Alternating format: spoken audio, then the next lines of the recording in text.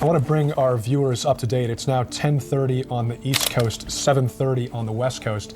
It's been 1 hour and 30 minutes ago that Space Shuttle Columbia lost contact. Let's go to the latest briefing right now from NASA. ये दोस्तों, कल्पना चावला को आप तो जानते ही होंगे। वैसे भी कल्पना चावला किसी पहचान के मोहताज नहीं है। अंतरिक्ष में जाने वाली भारतीय मूल की पहली महिला कल्पना चावला ने अपने जीवन में 2 बार स्पेस मिशन की उड़ान भरी।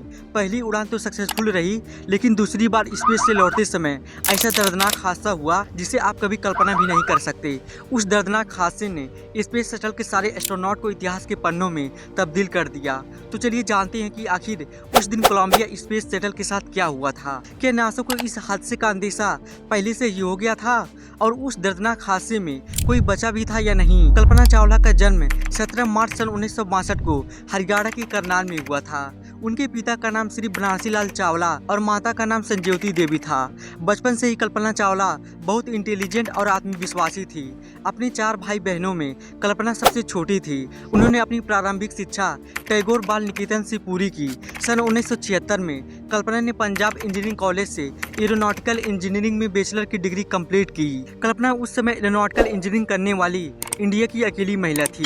सन 1982 में वे अमेरिका चली गईं और वहां जाकर उन्होंने यूनिवर्सिटी ऑफ टेक्सास से एरोस्पेस इंजीनियरिंग में मास्टर की डिग्री कंप्लीट की। अपनी मास्टर डिग्री के दौरान उनकी मुलाकात जीन पियरे हैरिसन से हुई, जो एक फ्रेंच अमेरिकन फ्लाइंग इंस्ट्रक्टर और आथर हैं। सन 1983 में उन्होंने हैरिसन से शादी कर ली। कल्पना सन 1988 में यूनिवर्सिटी ऑफ कोलोराडो बोल्डर से एरोस्पेस इंजीनियरिंग में पीएचडी की और उसी साल उन्होंने नासा के साथ काम करना शुरू किया। सन 1991 में उन्हें अमेरिका की सिटीजनशिप मिल गई और फिर दिसंबर 1994 में उन्हें अंतरिक्ष यात्री के 15वें समूह में शामिल कर लिया गया। कल्पना की काबिलियत को देखते हुए नासा ने साल 1996 में ही अपने पहले मिशन के लिए विशेषज्ञ primary robotic arm operator abroad के रूप में नियुक्त कर लिया। 19 नवंबर सन 1997 को कोलंबिया स्पेस शटल ने अमेरिका के कैनेडी स्पेस से उड़ान भरी। -5, 4, 3, 2, 1. Booster ignition and liftoff of Discovery, hoisting Harmony to the heavens and opening new gateways for international science. Discovery has cleared the tower. Houston now controlling. Roll program. Roger, roll, Discovery. जिसमें कल्पना चावला सहित 6 crew member सवार थे। इस mission को STS-87 नाम दिया गया। कल्पना पहले मिशन के दौरान 15 दिन 16 घंटे और 34 मिनट बिताई। 5 दिसंबर सन 1997 को ये स्पेस शटल धरती पर सक्सेसफुली लैंड किया। इसके बाद वे अंतरिक्ष में जाने वाली भारतीय मूल की पहली महिला बन गईं। सन 2001 में पिछले मिशन की कामयाबी को देखते हुए नासा ने कल्पना चावला को अपने दूसरे स्पेस मिशन के लिए भी सिलेक्ट कर लिया। इस मिशन को STS-107 नाम दिया गया।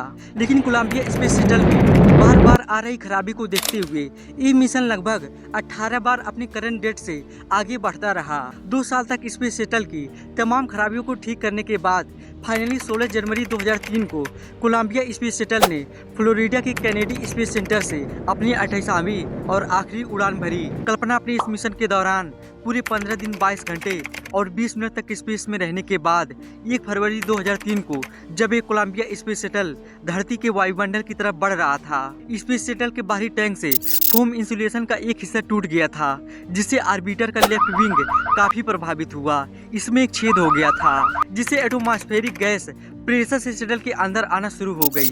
स्पेस जर्नलिस्ट माइकल कैबेज और विलियम हार्वुड की सन 2008 की ये किताब के मुताबिक नासा के अंदर कई लोग थे जो टूटे हुए विंग की तस्वीरें लेना चाहते थे।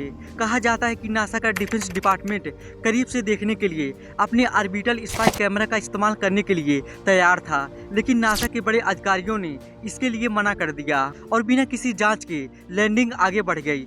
कुछ इंजीनियर्स का ऐसा मानना है कि ये डैमेज स्पेस शटल के लिए काफी बड़ा डैमेज था। नासा मैनेजर्स का ये कहना था कि अगर क्रू को दिक्कत पता थी तो उसे फिक्स कर सकते थे। 1 फरवरी 2003 को शटल को कैनेडी स्पेस सेंटर में लैंड करना था। सुबह 9 बजे से ठीक पहले मिशन कंट्रोल में असमान रीडिंग्स नोट की गई। बाएं विंग के सेंसर से टेम्परेचर रीडिंग नहीं मिल पा रही थी और फिर शटल के बाएं तरफ के टायर की प्रेशर रीडिंग भी गायब हो गई। नासा के स्पेस कम्युनिकेटर ने टायर की प्रेशर रीडिंग के बारे में कोलंबिया से संपर्क करना चाहा। उधर से ठीक सुबह 8:59 पर रिक हसबैंड ने कोलंबिया से वापस फोन किया। उन्होंने जुबा के बोला, उसका बस एक शब्द साफ सुनाई दिया, रोजर। उस समय कोलंबिया अमेरिका के टेक्सास प्रांत के शहर डलास के पास था। आवाज की गति से भी 18 गुना तेज गति और जमीन से 61,170 मीटर की ऊंचाई पर मिशन कंट्रोल ने कल्पना और उनके साथी अंतरिक्ष यात्रियों से संपर्क करने की कोशिश की गई, लेकिन सफलता नहीं मिली। 12 मिनट बाद जब कोलंबिया को रनवे पर होना चाहिए था, मिशन कंट्रोल को एक फोन आया।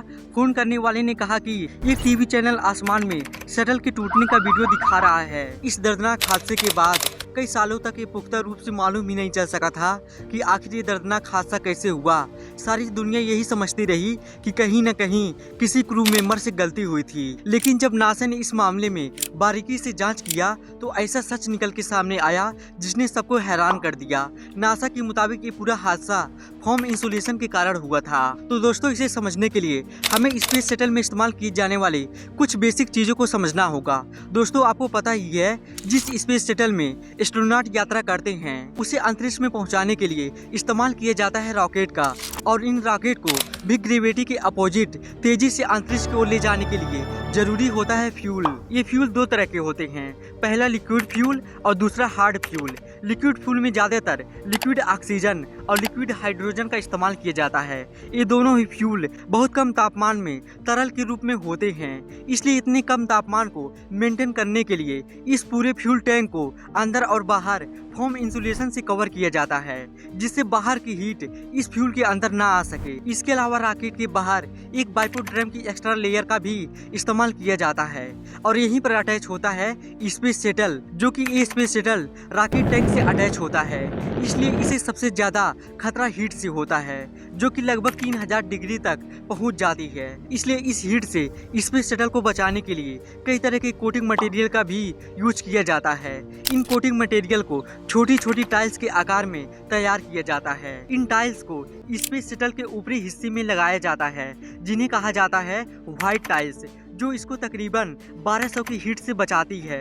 अब आप सोच रहे होंगे कि ये क्या है और इसके कारण इतना बड़ा हादसा कैसे हो सकता है। नासा के मुताबिक हादसे का असली कारण फोम इंसुलेशन ही था। इस बात को पुख्ता करने के लिए नासा की इन्वेस्टिगेशन टीम ने कोलंबिया स्पेस शटल का डुप्लीकेट बनाकर उसी तरीके का फोम का एक टुकड़ा विंग पर लगभग उसी चाल की रफ्तार से बार बार फेंक कर देखा, तो पाया कि कोलंबिया स्पेस शटल की हादसा होने का असली कारण लॉन्चिंग के दौरान फोम इंसुलेशन की टकराने से हुआ नुकसान ही है। इस हादसे के 10 साल बाद 17 जनवरी 2013 को कोलंबिया के प्रोग्राम मैनेजर ने खुलासा किया कि लॉन्चिंग के दौरान ही इस फोम के टूटने वाली हादसा को नासा के यमयमती टीम ने समझ चुका था और नासा इस बात को भली बात जान लिया था कि कोलंबिया स्पेस शटल के क्रू मेंबर अब वापस धरती पर नहीं आ पाएंगे।